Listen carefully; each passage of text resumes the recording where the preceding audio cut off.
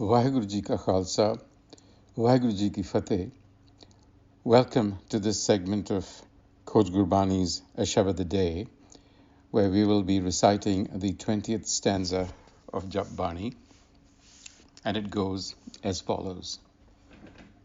Pariya hath pair tan de, pani tota utras khe, moot paliti kappad hoye, de saboon laiye o toye. परिये मत पापा के संग ओ तोपै नामे के रंग पुन्नी पापी आखण ना कर कर करना लिख लह जाओ आपे बीज आपे ही खाओ नानक हुक्मी आओ हो जाओ.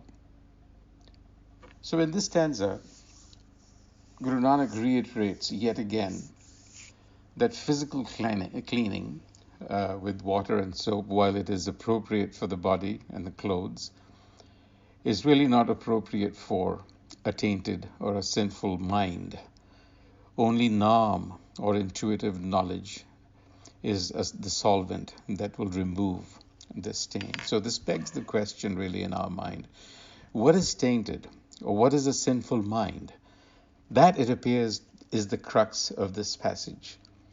And before we get into it, just a word on the idea of sin, or paap as it's called, paap pun, sin and virtue, is tied to the notion of having made a transgression.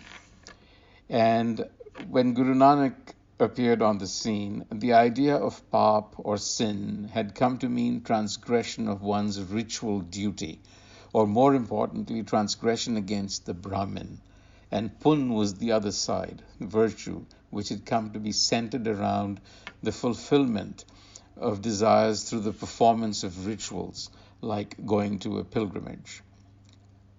And the Guru states here, punni papi akhan nai, that is, one does not become a sinner or a virtuous person just based on cultural convention. The notion of what is good and what is bad are essentially cultural constructs, and they can vary from society to society. Indeed, the Guru goes as far as to say that paap pun hamare vasna, that is, we are not in control of good or bad deeds. Now, a statement like this can be mind-boggling to the ordinary way of thinking. Gurmat is here challenging the very notion that we are in charge of our actions or that we are performing good or bad deeds. How do we make sense of this? Obviously, by turning to the Guru and seeking the guidance of the Guru. So Gurmat tells us that the idea of good and bad, paap pun, arises only because we are under the illusion that we are the doers. Jab lag jane mujhte kich hoye, tab isko sukh nahi koye. Jab eh jane main kich karta, tab lag garab joon main phirta. So that essentially is the root of our human bondage, and it ties us to ideas of sin and virtue. So what are we to make of this? Well, there is a hint here, and the hint is that paap should be understood as arising only in the context of haume. And it is this spider-like mind that weaves this web and then gets caught in it. How which paap pun vichar. So it is the hot breath of haume that really fogs the mirror of our consciousness. It is haume that makes us, quote-unquote, sin or miss the mark and taints our spirit. So in Gurmat, the injunction is that we have to free ourselves from the duality of the mind, to rise above such an existence. Dukrit, sukrit, mand sansar saglana, doha te rehat, bhagat hai koi virla janna. In other words, good deeds, bad deeds, the entire world is caught up in this. Doha te rehat. You have to be free from the notion of good and bad and arise above it. And that takes a rare bird to do. And yet, in the next line, Guru Nanak seems to be holding us accountable for our actions. Kar kar karna likh le ja, ape beej ape hi kha. So the point being made is that it is Haume-driven actions where the subjective I is attached will continue to fetter us, regardless of whether they are considered good or bad actions. Unless action stems from a mind that has been cleansed of Haume, we will continue to get trapped in this cycle.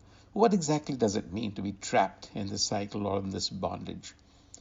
So if we recall in the preceding pauris, 17 and 18, Guru Nanak had described a range of human activity by listing our pursuits, both sacred and profane. But both stanzas concluded with Jo tud pave sai palaikar. Your command is wish. Whatever pleases you is the action that I should be taking, suggesting that there are multiple paths that countless people pursue, but in reality, there is only one path and another fulcrum from which our actions should emanate. And that path is that of a centered, purified mind that is anchored in Naam, as opposed to a mind that has been driven by the maya of personal desire that Gurbani calls Tat or Taturbazi. So what is important is the inner orientation, the inner compass of the mind from which actions have to flow. So a sinner and a saint are not societal labels to actions, but really outcomes. These are outcomes within Gurbani. Sin is simply acting out of ego consciousness, and a saint is acting out of hukum. So the mind acting out of hukum rises above this distinction between good and bad, between pap and pun. Now, we leave you with some thoughts to ponder here. Ape beej ape hi kha, as you sow, so you reap, should occupy your attention, because it teaches us, it touches on the notion of karma, and is there a distinction between the notion of karma and Guru Nanak's hukum? Because in traditional Indian thought, karma posits a law of causality that is impersonal and inexorable, allowing little or no room for divine intervention. And we see in Gurmat, though, that there is the possibility of another.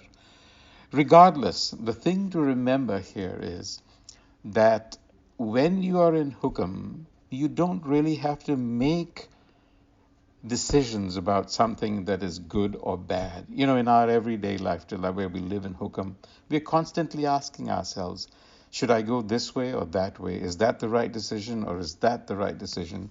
Or somebody is not doing the right thing, or is doing a bad thing. So in a state of hukum, you don't have to make these decisions. It just becomes automatic because you're aligned to an ethical framework, to hukum. And so you can feel, you know what the next step should be, or what the action should be for you to take at any given moment. You're not relying on past associations. So that's the difference here. That is why you have to rise above pap and pun. Pap and pun becomes immaterial at that point, because you will forever be on the right track and the right direction. We leave you with these thoughts for today. Until the next segment, Vaheguru Ji Ka Khalsa, Vaheguru Ji Ki Fateh.